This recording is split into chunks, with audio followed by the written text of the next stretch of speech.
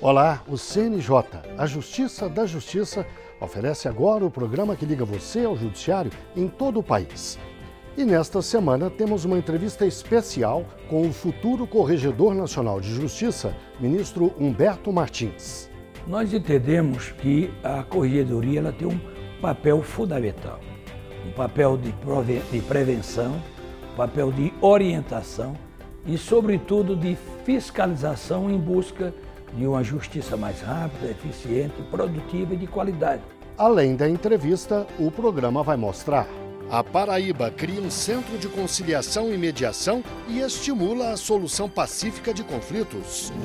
Alagoas conclui o cadastramento de presos no BNMP, o Banco Nacional de Monitoramento de Prisões. E ainda, as notícias da Justiça pelo país. O Link CNJ apresenta agora o perfil do futuro Corregedor Nacional de Justiça. O vice-presidente do Superior Tribunal de Justiça, ministro Humberto Martins, será o novo corregedor do CNJ. O nome dele foi aprovado por senadores no último dia 10. Foram 54 votos favoráveis, 9 contrários, além de 2 abstenções. Antes da votação em plenário, o ministro passou por longa sabatina na Comissão de Constituição e Justiça da Casa. Humberto Martins é graduado em Direito pela Universidade Federal de Alagoas e em Administração de Empresas pelo Centro de Estudos Superiores de Maceió. Começou a carreira na advocacia, foi promotor, procurador, juiz eleitoral e desembargador. É ministro do STJ desde 2006. Ele vai ocupar a vaga do atual corregedor, ministro João Otávio de Noronha, que termina o mandato de 2 anos em agosto. Martins será o 8º Corregedor Nacional de Justiça desde a criação do Conselho em 2004. Agora vamos ver a entrevista especial do ministro Humberto Martins. E eu começo perguntando para o senhor quais as expectativas à frente da Corregedoria. Nós entendemos que a Corregedoria ela tem um papel fundamental. Um papel de prevenção, um papel de orientação e, sobretudo, de fiscalização em busca de uma justiça mais rápida, eficiente, produtiva e de qualidade e que dê resposta aos anseios da sociedade. Por isso que a Corregedoria terá o papel de prevenção, mas será rígida com relação à apuração de qualquer desvio de função. Quais as metas do senhor para esse mandato que começa no 2º semestre e que tem duração aí de 2 anos? A primeira meta é no sentido de dialogar sempre com o Poder Judiciário, com os juízes brasileiros.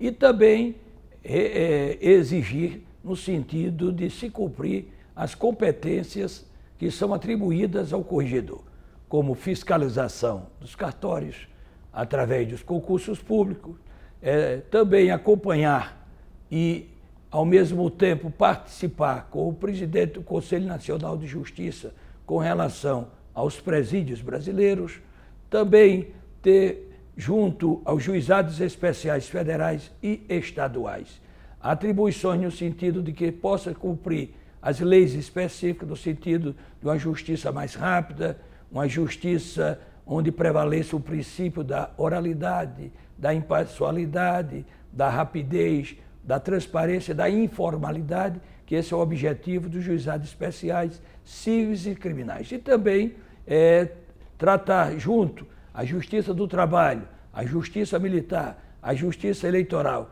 e a Justiça Federal e a Justiça Estadual as atribuições inerentes a um melhor desempenho do Poder Judiciário brasileiro. Um dos pontos que o senhor abordou é a questão dos cartórios. Como é que o senhor pretende trabalhar na fiscalização de cartórios? Os cartórios, evidentemente, nós temos comissões de acompanhamento. A primeira premissa com relação aos cartórios seria os concursos públicos. Concurso onde prevaleça a meritocracia. Concurso de provas e títulos e através também da capacidade profissional de cada delegatário, né? Então, evidentemente, nós temos comissão de acompanhamento, de fiscalização, onde vamos cumprir estabelecer metas a ser cumpridas pelos titulares dos cartórios e, ao mesmo tempo, para que haja uma melhor prestação de serviço à sociedade daqueles que procuram as serventias extrajudiciais e possam encontrar nessa serventia um melhor serviço a ser utilizado em favor do público. O Conselho Nacional de Justiça tem trabalhado muito ativamente com a questão do Banco Nacional de Monitoramento de Prisões. Como é que fica essa questão do olhar voltado para os presídios? A parte administrativa, com relação aos presídios, a construção de presídios, melhores condições nos presídios, é da competência do Executivo, inclusive a indicação do diretor-geral. Mas com relação à execução da pena, são dos juízes corregedores dos presídios, o juiz da execução penal. Então, por isso que há um tratamento em sintonia entre o Poder Executivo e o Poder Judiciário, evidentemente dentro das orientações do presidente do Conselho Nacional de Justiça, para que seja observado o tratamento aos presos, com relação às áreas habitadas pelos presos, com relação à alimentação, vestuário, etc., oferecendo aquelas condições dignas asseguradas pela Constituição, que é a dignidade da pessoa humana, independentemente de ser preso. O que pode ser feito no sentido de se amenizar a morosidade na justiça? A sociedade brasileira busca resolver os seus direitos através do Poder Judiciário, que é o intérprete da lei e da Constituição, não é? Em razão disso, nós queremos uma justiça que tenha um tempo razoável para a conclusão desses processos, como preconiza a Constituição e a Carta da República. Por isso que vamos trabalhar no sentido de orientar, no sentido de acompanhar, no sentido de fiscalizar a atuação dos senhores magistrados, seja no primeiro e segundo graus, inclusive também com relação aos tribunais superiores, excetuando o Supremo Tribunal Federal, que não é da competência do Conselho Nacional de Justiça. É preciso ter uma autonomia dos poderes? Os poderes, cada um dentro da sua área de competência, todos os poderes têm a sua autonomia. O Legislativo legislando, o Executivo administrando e o Judiciário julgando. E a advocacia, que também tem um papel relevante como serviço essencial à administração da justiça, construindo suas teses e peticionando ao Poder Judiciário. Todos juntos em busca de uma justiça eficiente, produtiva, mas, sobretudo, respeitada e de qualidade. A autonomia, ela garante uma diminuição da judicialização, certo? Justamente, nós queremos que seja estabelecido o cumprimento do novo Código de Processo Penal. Antes de qualquer demanda, antes de qualquer solução de mérito, temos que incentivar a mediação e a conciliação, em busca de saídas alternativas para que as pessoas não busquem de imediato o Poder Judiciário para uma solução dos seus litígios, mas busquem, através de meios alternativos, solucionar os seus problemas. A exemplo das constelações familiares, não é? Que se busca, através de entendimento com as partes, que elas resolvam os seus litígios e que saiam daquelas demandas ainda com o espírito de fraternidade e, sobretudo, não sejam inimigas uma da outra. O que nós queremos é o sentimento da verdadeira justiça e do verdadeiro direito. A justiça é a constante e perpétua vontade de dar a cada um o que é seu. E quando dar a cada um o que é seu, se restabelece a paz, porque o direito é um instrumento de transformação social. No próximo bloco, vamos ver. Alagoas conclui o cadastramento de presos no BNMP, o Banco Nacional de Monitoramento de Prisões. Até já.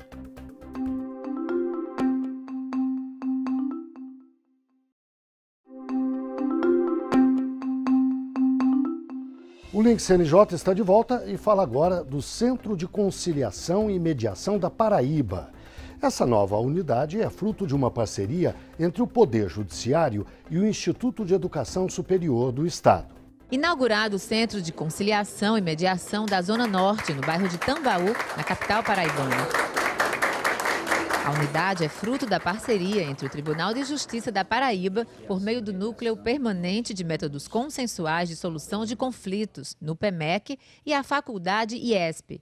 Centro de Conciliação e Mediação é o que há de mais moderno na Justiça, é agilidade, é modernidade, e nós ficamos muito felizes em dar esse presente à sociedade. E aqui também, já num avanço, e será pela primeira vez instaurado, um núcleo de prática restaurativa, também algo inovador nessa política que o Tribunal de Justiça, através do núcleo de conciliação, vem desenvolvendo, obedecendo às orientações do CNJ. O desembargador Leandro dos Santos, coordenador do NUPEMEC, lembrou que a Política Nacional de Autocomposição é descentralizadora, ou seja, ela acontece não apenas dentro das instalações dos tribunais. Nós precisamos estar onde a comunidade está, nos aproximar dela. Então nós temos centro por todo o estado e esse aqui é exatamente para atender esse público dessa área. Então, por exemplo, nós temos um grande volume de litígios envolvendo débitos de condomínio. Então, esse centro poderá reunir essas pessoas que estão controvertidas, os condomínios e os condôminos, e fazer essas sessões de conciliação para evitar a judicialização. A iniciativa do IESP, em parceria com o Tribunal de Justiça, que só vem contribuir para uma prestação judicial célere para a solução dos problemas sociais. Hoje a tendência é avançar nessa questão da mediação e da conciliação. Isso é um avanço que o tribunal está dando com a cooperação do IESP. O Tribunal de Justiça de Alagoas cumpriu a promessa e concluiu o cadastramento de presos no BNMP, o Banco Nacional de Monitoramento de Prisões. Alagoas é o segundo estado do Nordeste a inserir completamente os dados no sistema. A implantação no Banco Nacional de Monitoramento de Prisões tem avançado em todo o país. Ganham a população com a segurança e o judiciário, que passa a ter uma ferramenta de gestão de processos. O sistema permite informações detalhadas sobre onde os presos estão recolhidos, quem são eles e por que estão detidos. A ferramenta é uma poderosa ferramenta de gestão, não só para o Poder Judiciário, mas para os outros poderes também, especialmente o Poder Executivo, que cuida da construção dos presídios. Além da adesão ao Banco Judiciário de Alagoas, sai na frente. Trabalha desde janeiro com cadastro biométrico no sistema prisional. O Estado também espera implantar o mesmo procedimento nas audiências de custódia para garantir que o juiz saiba se é a primeira vez ou não que a pessoa foi presa pela polícia. Não há dados concretos para dizer a vida pregressa dessas pessoas que são condenadas no âmbito do Poder Judiciário. E esse trabalho da ministra, criando esse cadastro nacional e fazendo também um trabalho nesse sentido, com esse propósito da biometria, aí nós vamos saber se ele chegando aqui em Alagoas, um criminoso de fora, nós vamos saber a sua vida pregressa. Desenvolvido pelo Conselho Nacional de Justiça, o Banco Nacional vai unificar dados de mandados de prisão, alvarás de soltura, pena e total de tempo já cumprido. Havia diferença entre o mandado de prisão de um estado para o outro estado. Então, com isso, nós vamos uniformizar. Facilita tanto o juiz no cumprimento da sua decisão, como ao secretário de Segurança no que diz respeito à efetivação do mandado de prisão. Além do estado de Alagoas, outras 5 unidades da federação já concluíram o chamado censo carcerário. Até agora, 37.439 presos foram cadastrados em todo o país. A expectativa é que 100% dos dados estejam disponíveis na plataforma digital até o fim de maio. Daqui a pouco vamos ver outras notícias do Banco Nacional de Monitoramento de Prisões. Agora é hora do nosso quadro Oitiva. Hoje nós perguntamos: quem tem prioridade na tramitação de processos judiciais? Opção A: os idosos, as pessoas com deficiência e as que têm baixa renda, desde que comprovada a carência econômico-financeira. B: idosos, crianças e adolescentes, pessoas com deficiência, portadores de doenças graves e processos criminais que envolvem réus presos. C: a lei não permite privilégios para nenhuma pessoa ou segmento da população, porque todos os cidadãos devem ser tratados de forma igualitária. A resposta certa você vai ver a seguir. E você vai ver também as notícias do CNJ e de tribunais pelos estados, já já.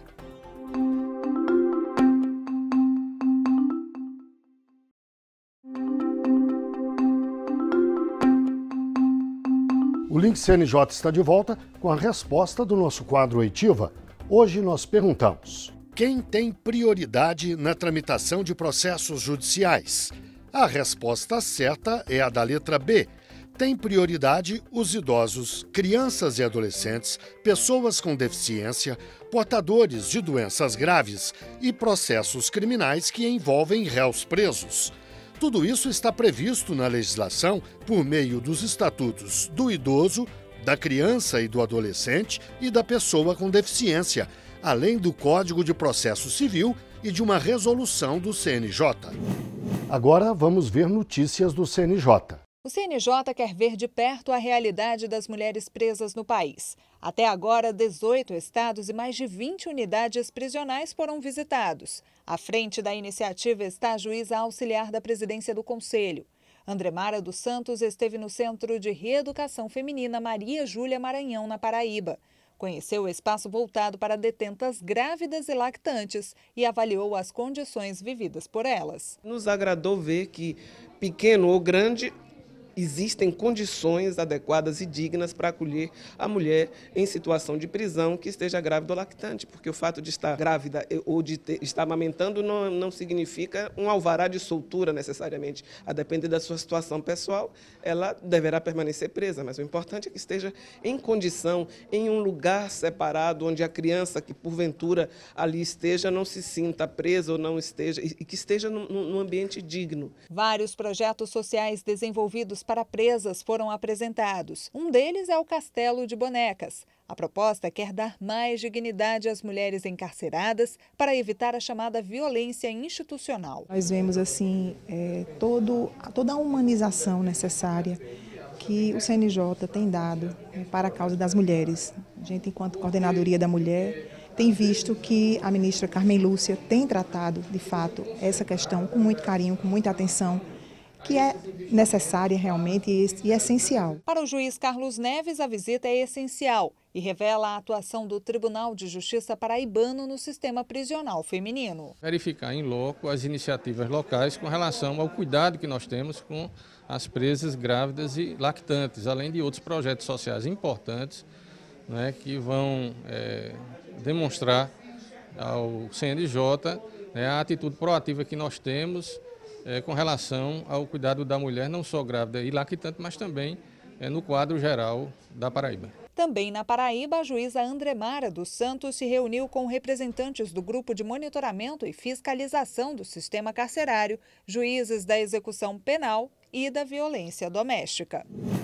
O CNJ já começou a formulação de metas nacionais do Poder Judiciário para o ano que vem. Um caderno de orientações com os procedimentos e o cronograma de execução foi lançado recentemente. A partir de maio, várias videoconferências serão direcionadas aos coordenadores de comitês gestores de cada segmento da Justiça. As metas contribuem para impulsionar a gestão de tribunais e representam o compromisso da Justiça com a prestação de serviços mais eficientes e rápidos à sociedade. Em 2018, os tribunais têm trabalhado com 8 metas nacionais. São elas: Meta 1. Estabelece que se deve julgar mais processos que o número de ações distribuídas. Meta 2. Determina um esforço para se julgar os processos mais antigos. Meta 3. Quer aumentar o número de casos solucionados por meio da conciliação. Meta 4. Pretende priorizar o julgamento de processos relativos à corrupção e à improbidade administrativa. Meta 5. Visa impulsionar processos à execução. Meta 6. Prioriza o julgamento de ações coletivas. Meta 7. Pede o julgamento dos processos com maiores litigantes, além de recursos repetitivos. Meta 8. Estipula o fortalecimento da rede de enfrentamento à violência doméstica contra as mulheres. As metas nacionais do Poder Judiciário foram traçadas pela primeira vez em 2009.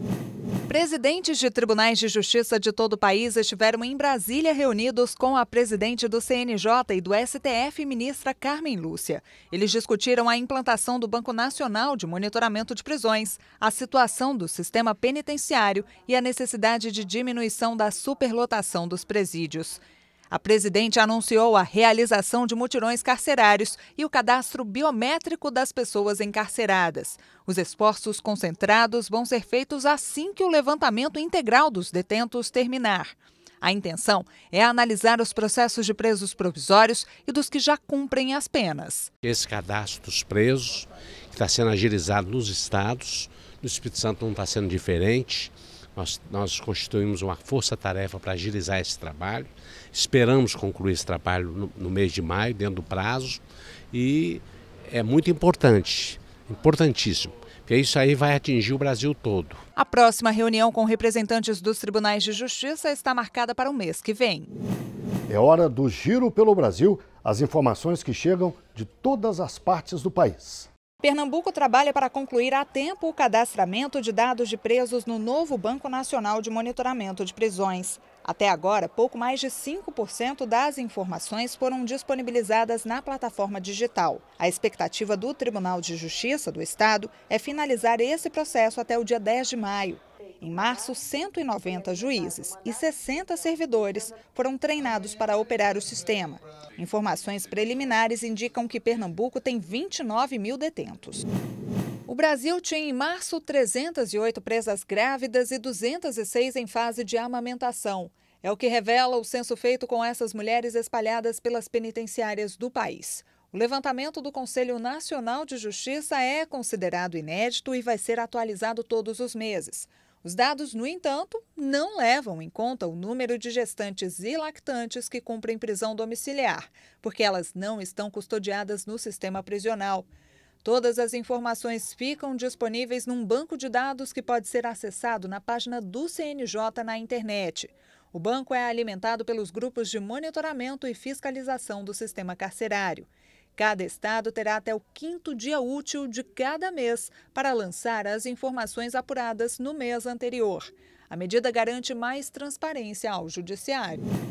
Juízes e técnicos do Tribunal de Justiça do Ceará estiveram em Alagoas para conhecer a 17ª Vara Criminal de Maceió. A unidade existe há 11 anos e é considerada um exemplo. Aqui, crimes praticados por grandes organizações são processados e julgados. Como é o funcionamento de uma vara coletiva? Essa é a pergunta que eles vieram fazer aqui. Como é que funciona? Qual é o ambiente interno dessa unidade que possui características tão peculiares? E é um prazer nosso compartilhar essa experiência, ver essa experiência ser replicada, eventualmente com adaptações que possam até melhorá-la e beneficiar o nosso próprio modelo futuramente. Mais de 850 processos relacionados ao combate do crime organizado tramitam na vara.